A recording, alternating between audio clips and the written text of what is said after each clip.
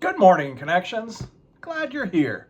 So, if you've been traveling with me for the last few weeks, you'll know that we turned to the book of Psalms, found in the Old Testament, to seek comfort and peace, guidance and wisdom.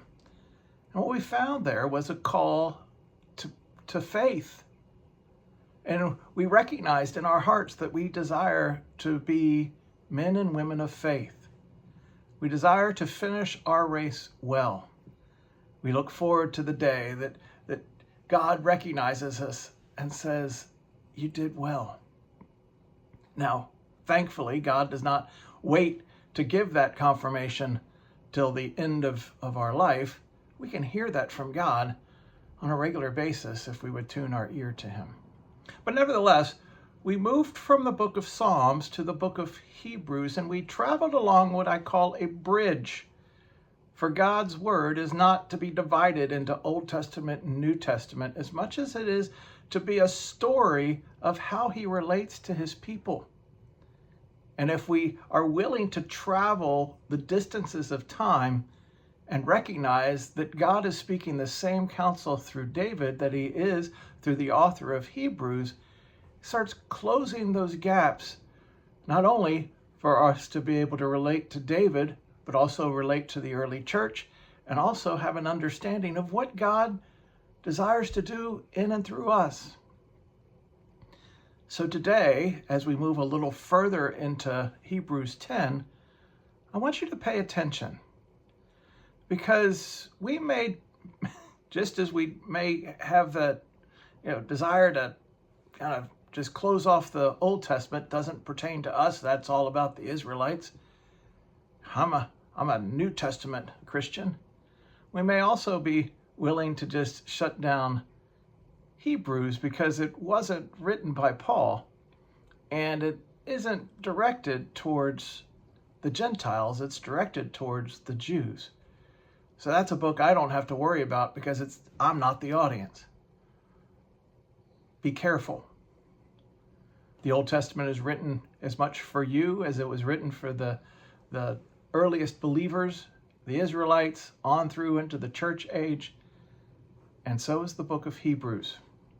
For the book of Hebrews is written to a mature group of Christians who have been fighting the good fight for a while and have sacrificed much.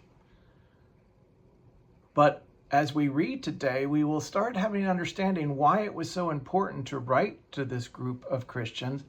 It's because they had lost their passion and they were coming under attack from weariness. They were coming under attack from God isn't ever going to show up. I might as well lay down. Why that message is so poignant for you and I is because many of us have been pursuing God for a very long time. And perhaps we've become weary. And so this call is to you and I, those who have persevered, those who have faced challenge after challenge after challenge,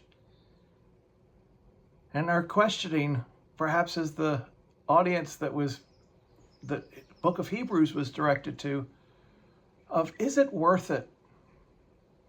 So let's take a look at Hebrews 10, starting in 32.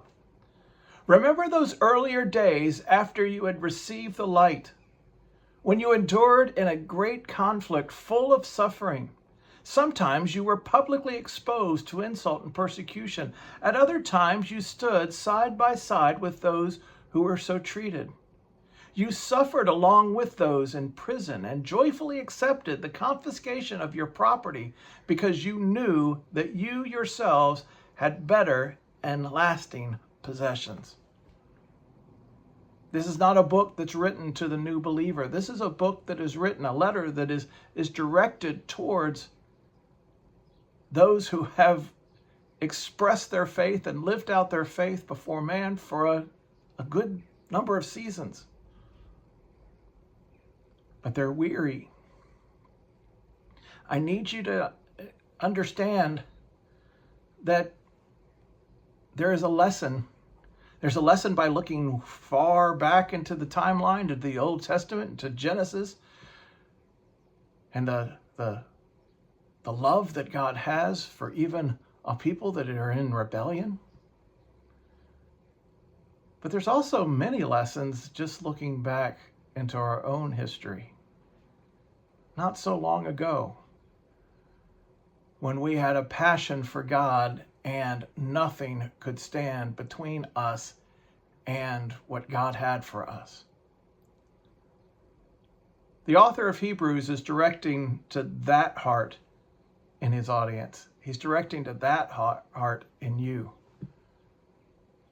Remember when you were just so happy to be called to the table and sit before God and be counted as one of his children? And you were willing to endure whatever came because you knew that it was right.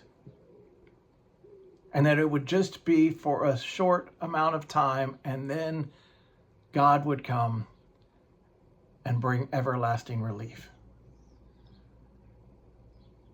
Those are easy things to grab hold of as a new believer. They become more of a challenge as we get further into our relationship with God and we face setbacks and disappointments. But God sees you, he hears you, and he desires to help you stand firm. And that is what faith is. If we are truly being challenged by God to be faithful servants have longevity. They do not quit when it gets difficult. And they seek comfort and strength in times of weariness. Continuing at 35. So do not throw away your confidence. It will be richly rewarded. You need to persevere so that when you have done the will of God, you will receive what he has promised. For in just a little while, he who is coming will come and will not delay. But my righteous one will live by faith. And I take no pleasure in the one who shrinks back. But we do not belong to those who shrink back and are destroyed, but to those who have faith and are saved. God knows that you've been holding out from what feels like, from our perspective, a very long time. And you've endured many challenges. You've been persecuted, and you've been made to feel as if you were forgotten. I encourage you to read this letter to the faithful believers of the early church, a letter that is filled with encouragement and a reminder not to fall back, but to stand firm and continue to press in to your relationship with God. We have many examples of faith coming in the next few lessons, but I thought it was worth pausing here to remind you of your own history and where God has brought you from and what he has brought you to, and how to find that passion once again. It's important. Those who slack, those who quit, those who fall back, God has nothing to do with. Press in. I'll meet you back here for our next lesson. Till then, know that I love you and I miss you. And please, be good.